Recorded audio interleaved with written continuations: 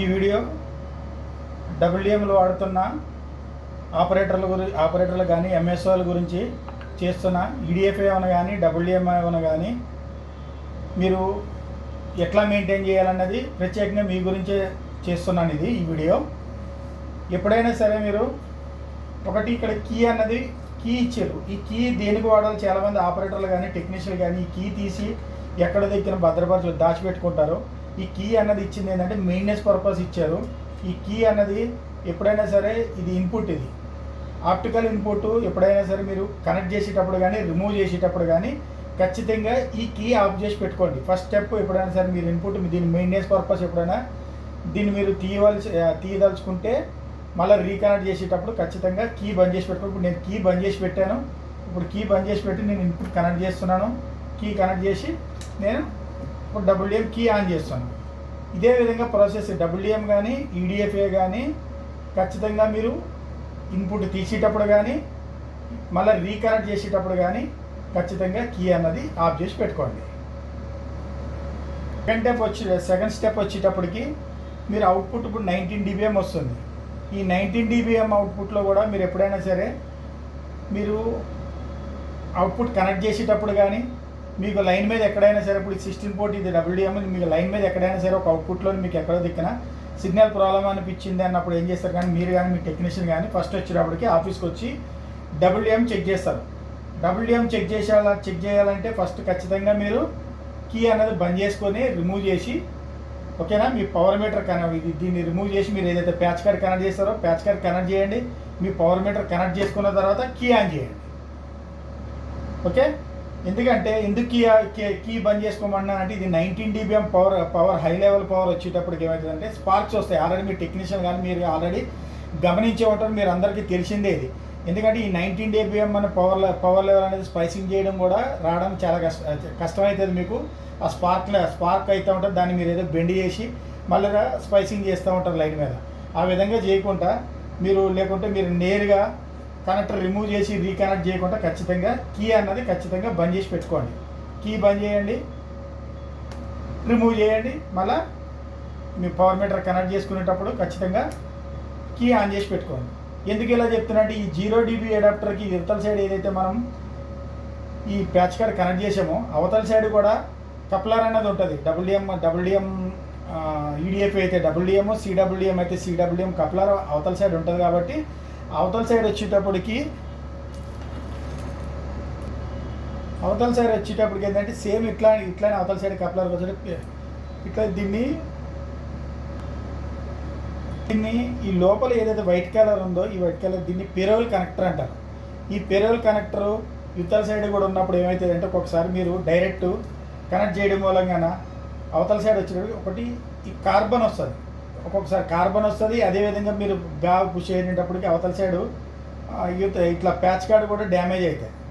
దానివల్ల ఏమవుతుందంటే మీ డబ్ల్యూడిఎం ర్యాండమ్గా ఏంటంటే 13కో 14కో డబ్ల్యూడిఎం అవుట్పుట్ పడిపోతుంది.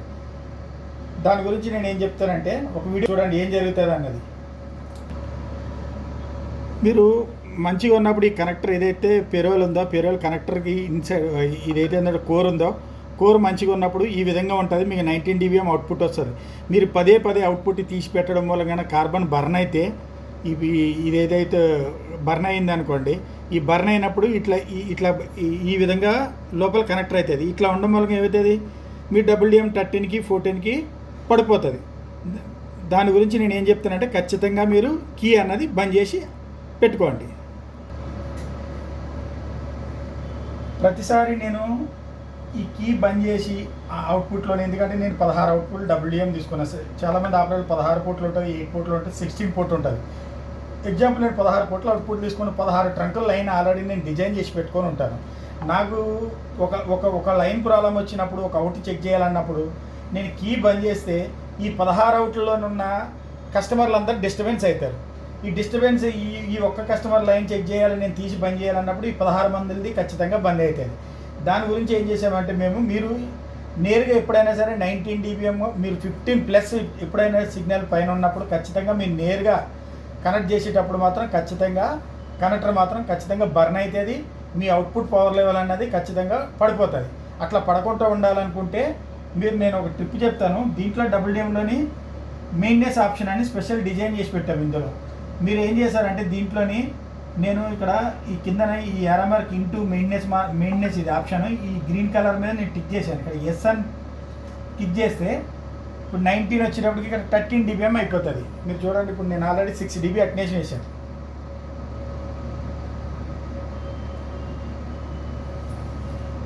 ఓకే, ఈ 6 dB అటెన్షన్ వేయడం మూలంగాన ఇప్పుడు ఇప్పుడు ఈ ఆల్రెడీ 16 పోర్టులో ఉన్నది. ఇప్పుడు నేను ఒక పోర్టే చెక్ చేసుకోవాలి కాబట్టి నేను 16 dB వేసుకున్నాను. ఇప్పుడు మీరు ఏ పోర్ట్ చెక్ చేయాలనుకున్నప్పుడు అప్పుడు నేరుగా పెట్టవచ్చు. ఇప్పుడు ఎందుకంటే పవర్ 15 లోపల ఉంది కాబట్టి నేను చూడండి ఇప్పుడు 6 dB వేసాను. 16 + 13 ఎంత 19 dBm అయింది. మీరు ఈ విధంగా పవర్ లెవెల్ 6 dB అటెన్షన్ చేసుకొని డైరెక్ట్ చెక్ చేసుకోండి. 19 dBmలో మాత్రం మీరు నేరుగా మాత్రం కనెక్ట్ చేయకండి. ఇప్పుడు చూడండి, ఇప్పుడు 13.81. ఇప్పుడు నేను ఇంతకుముందు అటెన్షన్ వేసాను కాబట్టి 6 dB అటెన్షన్ అనేది రిమూవ్ చేస్తున్నాను. నా వర్క్ అయిపోయిన తర్వాత ఏ పోర్ట్ అయితే చెక్ చేసుకున్నానో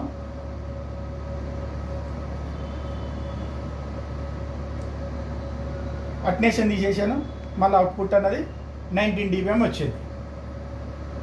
ఇప్పుడు 19 dBmకి నేను 13 dB అటెన్షన్ వేసుకుంటే కొంతమందికి డౌట్ వస్తుంది టెక్నీషియన్కి. ఎందుకంటే నేను 19 మీద ఆల్రెడీ డిజైన్ చేసి పెట్టాను. నేను 13 చేస్తే ఉన్న ఈ మెయింటెనెన్స్ అనేది మనం 5 minutes 10 minutes గురించి చేసుకుంటున్నాం. ఈ 5-10 minutesలోని ఈ ఆపరేటర్లు కూడా డిస్టర్బెన్స్ కాదు. ఎందుకంటే మీరు ఆల్రెడీ 8 to 8 కప్లర్ వేసుకున్నా, మీరు ఎట్లా డిజైన్ చేసుకున్నా 64 డిజైన్ చేస్తే -2 -3 కంటే ఎక్కువ లాస్ రాదు. ప్రతి కస్టమర్ దగ్గర ఖచ్చితంగా -2 -3 వస్తుంది. ఈ 6 dB అటెన్షన్ వేయడం మూలంగా ఇప్పుడు ఎగ్జాంపుల్ మీ దగ్గర కస్టమర్ ప్లేస్లో -2 ఉందనుకోండి, +6 ఎంత +8 dB అవుతుంది. ఈ 8 dB అవ్వడం మూలంగా మీ నెట్వర్క్లోని సెట్ బాక్స్లు ఏమి ఫ్రీజింగ్ కావు. ఎందుకంటే మీరు ఆల్రెడీ -15 -18 నోడ్లు వాడితే మాత్రం FTTH నోడ్లు -15 -18 నోడ్లు వాడితే అవి ఖచ్చితంగా డిస్టర్బెన్స్ కావు. ఎందుకంటే ఆ -15 -18 అన్నది ఇచ్చిందే ఆప్షన్ ఇచ్చిందే దాని గురించి. ఈ మెయింటెనెన్స్ ఆప్షన్ WDM ఆప్షన్ ఎప్పుడైనా మెయింటెనెన్స్ పర్పస్ చేసుకుంటే మీ దగ్గర పవర్ లెవెల్ అనేది కస్టమర్ ప్లేస్లో -8 -9 ఉంటే మీరు వాడే -15 నోడ్ సపోర్ట్ చేసేది ఉంటే మీ కస్టమర్ల దగ్గర ఎక్కడ ఏ బాక్స్ కూడా డిస్టర్బెన్స్ కాదు. మీరు ఎప్పుడైతే మీ మెయింటెనెన్స్ ఆప్షన్ 13 dBm అటెన్షన్ వేసుకున్నామో, అటెన్షన్ ఇప్పుడు ఆల్రెడీ మళ్ళీ అటెన్షన్ వేసాను. మళ్ళీ ఒకసారి చూపించడానికి ఈ అటెన్షన్ చూడండి, అటెన్షన్ మళ్ళీ తక్కువ అయింది. ఈ అటెన్షన్ మీ వర్క్ అయిపోయిన తర్వాత మళ్ళీ 5 minutes 10 minutes మళ్ళీ రీఅటెన్షన్ వేసుకోండి. ఓకేనా, ఈ విధంగా మీరు చేసుకున్నాను మాత్రం ఇబ్బంది ఉండదు. ఇంకొకటి, ఓకే, ఇప్పుడు నేను -13 వేసాను కాబట్టి రిమూవ్ చేస్తున్నా. ఇంకొకసారి ఈ ప్యాచ్ కార్డ్ని కానీ మీరు ఏం చేస్తారంటే పదే తీసి పెట్టడం మూలంగా ఏమవుతుందంటే ఇది ఏదైతే పేరోల్ ఉంటుంది, ముంగడ కోర్ ఉంటుందో, ఈ కోర్ అన్నది ఏదైతే పాలిషింగ్ ఉంటుందో పాలిషింగ్ కానీ లేకపోతే ఏదైనా డస్ట్ వచ్చి కానీ ఇక్కడ డస్ట్ ఫామ్ అవ్వడం మూలంగా ఏం చేస్తారంటే మీరు క్లీన్ చేయవలసి వస్తుంది. క్లీన్ చేయించినప్పుడు చాలామంది ఆపరేటర్లు కానీ ఏం చేస్తారంటే దీనిపైన ఐసోప్రోపైల్ కొడతాడు. ప్రొపైల్ కొట్టి దీన్ని నోడుతోని గాలి ఊపుతారు. గాలి ఊపితే ఏమవుతుంది, ఈ పైన ఉన్న డస్ట్కి ఇట్లా ఈ పేరోల్ లోపలికి పోతుంది. మళ్ళీ 2 days 3 days అయిన తర్వాత ఏమవుతుంది, ఆ డస్ట్ మళ్ళీ ఫామ్ అవుతుంది. మళ్ళీ 3 రోజులు వచ్చిన తర్వాత ఇదే ప్రాసెస్. మీరు రోజు ఉమ్మూదాలే స్ప్రే కొట్టాలి. ఈ విధంగా చేయకండి దయచేసి. ఈ విధంగా చేయకుండా ఆప్టికల్ క్లీనర్ అని ఉంటుంది. ఈ క్లీనర్ అన్నది ఒకటి తీసుకోండి. ఈ క్లీనర్ అనేది తీసుకొని మీరు ఇట్లా 2-3 times క్లిక్ చేయండి. ఇది ఏంటంటే 800 times పనిచేస్తుంది. ఈ క్లీనర్ వాడండి. మీరు దయచేసి ఐసోప్రోపాలు దీని WDM నేరుగా కొట్టడం కానీ ఈ కనెక్టర్ కానీ మీరు దయచేసి వాడకండి. దీని ఏమైనా ఉంటే ఇక్కడ పైన ఏమైనా డస్ట్ ఫామ్ అయితే మీరు పెయింట్ చిన్నది 2 inch బ్రష్, స్మూత్ బ్రష్ దాంతో క్లీన్ చేసుకోండి. ఈ కనెక్టర్ తీసి క్లీన్ చేయకండి. ఎప్పుడు ఈ కప్పులన్నీ బంద్ చేసి ఉంచండి. మీరు వాడిన పక్షులు ఉంటే ఈ కప్పులు మాత్రం ఖచ్చితంగా పెట్టుకోండి. ఒకవేళ మీ దగ్గర ఈ ఆప్టికల్ది లేనప్పుడు మీ దగ్గర ఏదైనా టిష్యూ పేపర్ ఉంటుంది. మీ కార్లోని టిష్యూ పేపర్ చాలా స్మూత్ ఉంటుంది, గరుగ్గా ఉన్నది కాకుండా కొంచెం స్మూత్ ఉన్నది. దీంతోనే సరే ఈ ముంగడ ఎప్పుడైనా సరే ఈ కోరుకే డిస్టర్బెన్స్ అయినప్పుడు ఉంటుంది. ఈ కోరు ఈ పాలిష్ ఏదైనా ఈ పాలిష్కి ఇట్లా క్లీన్ చేసుకోండి. క్లీన్ చేసుకొని ఇట్లా మీరు ఈ విధంగా పెట్టుకోండి. ఇంకొకటి మార్కెట్లోకి రకరకాల పవర్ మీటర్లు ఉన్నాయి. చూడండి, ఇది 800 ఉంది, 1000 రూపీస్, 1200. కస్టమర్ దీంట్లో ఉన్న యాక్సిడేషన్ బట్టి దీని రేట్ ఉంటుంది. దీని పవర్ మీటర్ వచ్చేటప్పటికి 2000 రూపీస్, దీని పవర్ మీటర్ వచ్చేటప్పటికి 1000 రూపాయలు, దీని పవర్ మీటర్ వచ్చేటప్పటికి 1500 1800 రూపీస్ దీనికి దొరుకుతుంది.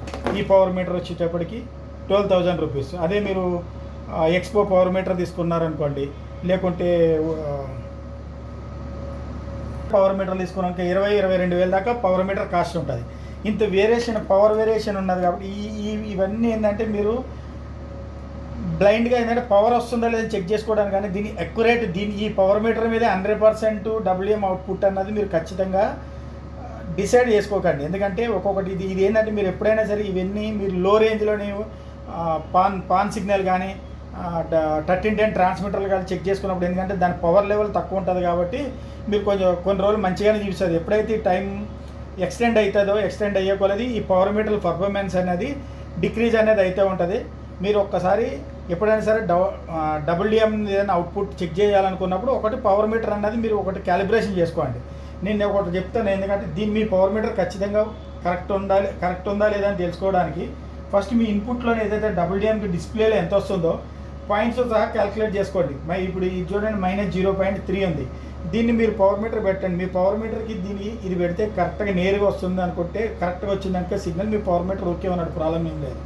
అప్పుడు మీరు 19 dBm కూడా నేను ఇంతకుముందు మీరు చెప్పినట్టు కీ ఆఫ్ చేసుకొని ఆన్ చేసి పెట్టుకోండి, ఓకేనా.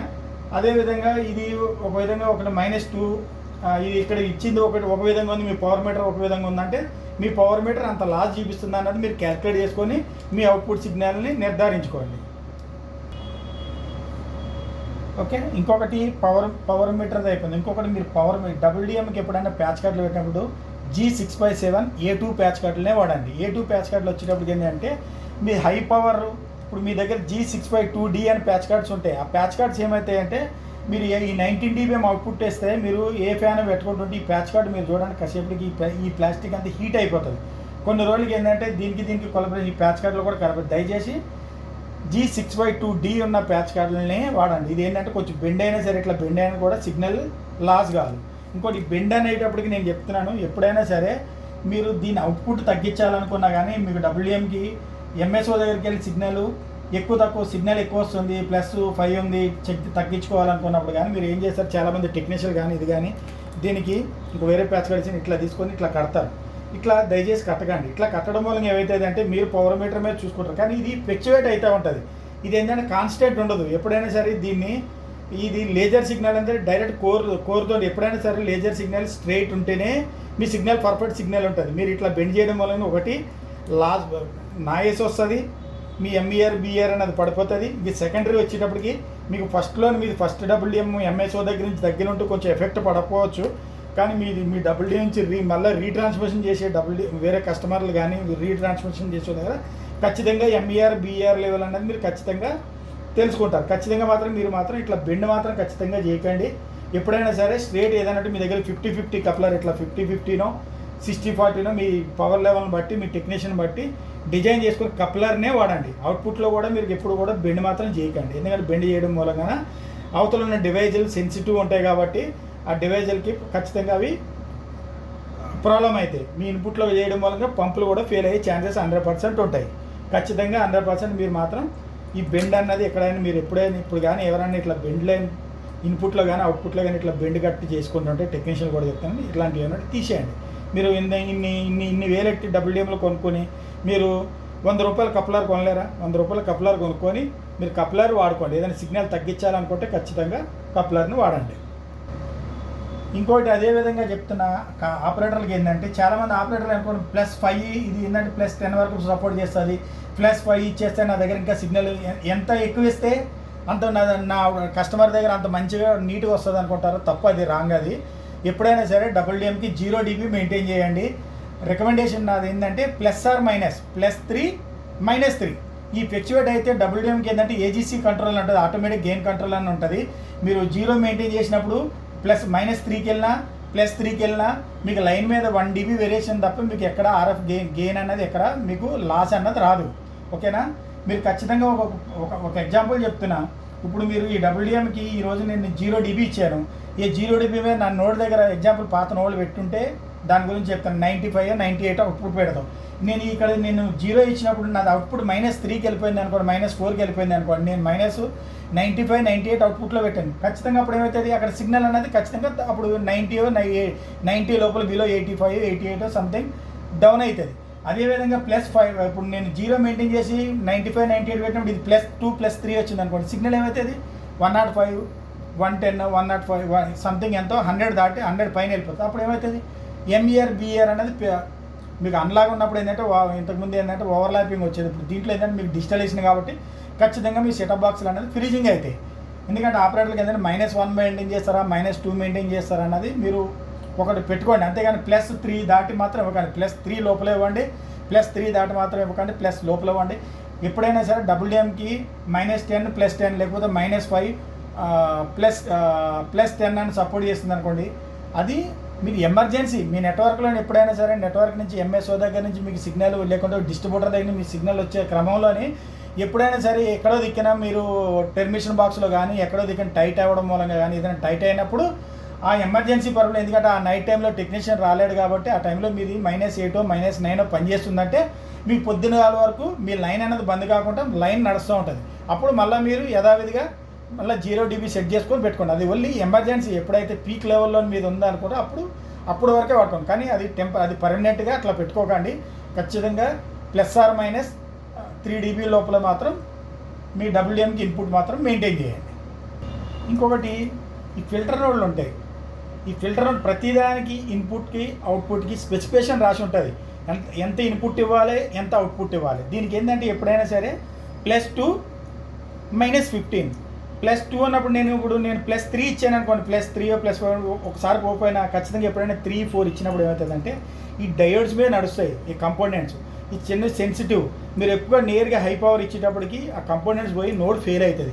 దయచేసి మీరు ఏంటంటే ఎప్పుడైనా సరే చాలామంది అదే అంటే ఇందాక బెండ్ చేశాను చూడు, ఆఫీస్లోనే ఏం చేస్తారు, అవుట్పుట్ చేస్తారు కప్లర్ వేసుకోక అంత టైం లేక లేకపోతే చెక్ చేయాలని ఆతృతలు ఏం చేస్తారు, ఈ బెండ్ చేసుకుంటాడు. ఇక్కడ ఈ బెండ్ చేసుకొని ఈ నోడ్కి పెట్టి టెస్టింగ్ చేస్తాడు. ఇది ఏమవుతుంది, మీ బెండ్ చేయడం మూలంగా ఏమవుతుంది, మీ ఈ హై పవర్ అనేది ఫ్లక్చువేట్ అయ్యి ఈ నోడ్లు అన్నీ పోతాయి.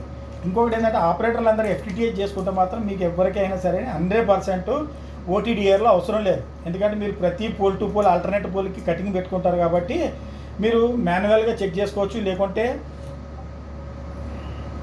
లేజర్ సోర్స్ ఉంటాయి, లేజర్ త్రూ పవర్ మీటర్లో లేజర్ సోర్స్ ఉంటుంది. లేకుంటే లేకుంటే సపరేట్గా లేజర్ సోర్స్ తీసుకొని వాడండి. మీరు OTDR వేయడం వల్ల ఏంది ప్రాబ్లం అంటారా అంటే ఈ నోడ్లకి నేను ఏం చెప్పాను +2 వరకే సపోర్ట్ చేస్తాను. నువ్వు ఎగ్జాంపుల్ ఏం చేస్తావు, ఇక్కడ OTDR వేసి ఇక్కడ దీని అవుట్పుట్ తీసి నీకు OTDR లైన్ మీద ఒక ట్రంక్ కొట్టేటప్పుడు OTDR పవర్ లెవెల్ వచ్చేటప్పటికి మినిమం 22 నుంచి 34 dB వరకు అవుట్పుట్ వస్తుంది ఒకటి OTDRలో. ఆ 34 dB దీనికి ఎంత +2నే, మీరు 34 dB 20 dB వచ్చేటప్పటికి ఏమవుతాయి, లైన్ మీద ఉన్న నోడ్లు అన్నీ ఫెయిల్ అవుతాయి. మీరు ఏమనుకుంటారు, అన్నీ ఈ కంపెనీ బాగోలేదు అంటే అందరు కంపెనీల గురించి చెప్తాను, కంపెనీ బాగోలేదు నోడ్లు ఫెయిల్ అయినట్టు. ఏంటంటే మనం చేసే నెట్వర్క్లోనే మీరు మీ టెక్నీషియన్లో చేసే పొరపాట్ల మూలంగానే మ్యాక్సిమం ఈ నోడ్లు పోతాయి. ఇవన్నీ ఓన్లీ ఇండోర్ గురించే వాడేది, అవుట్డోర్లో కూడా. ఎందుకంటే ఫైబర్ ఆప్టిక్ కేబుల్స్కి ఎప్పుడు కూడా డస్ట్ ఫ్రీ ఉండాలి. డస్ట్ ఎప్పుడైతే డస్ట్ ఫామ్ అవుతుందో, ఎంత డస్ట్ ఫామ్ అయితే అప్పుడు అంత ఫైబర్ సిగ్నల్ అనేది మీకు లాస్ ఉంటుంది. ఎప్పుడైనా సరే ఫైబర్ కేబుల్స్ ఆప్టికల్ ఫైబర్స్ అన్నది ఎప్పుడు నీట్గా ఉంచుకోవాలి. మీ WDMకి వారానికో నెల రోజులకి ఒకసారో మెయింటైన్ చేసుకోండి. ఈ కనెక్టర్లు రిమూవ్ చేయకండి. రిమూవ్ చేయకుండానే చిన్న బ్రష్ తెచ్చుకొని మీదకెళ్ళి క్లీన్ చేసి పెట్టుకోండి. Okay, thank you. ఏమైనా డౌట్స్ ఉంటే నాకు కాంటాక్ట్ అవ్వండి. ఫర్దర్ మోర్ డీటెయిల్స్ ఇంకేమైనా ఉంటే నేను అప్డేట్ చేస్తాను.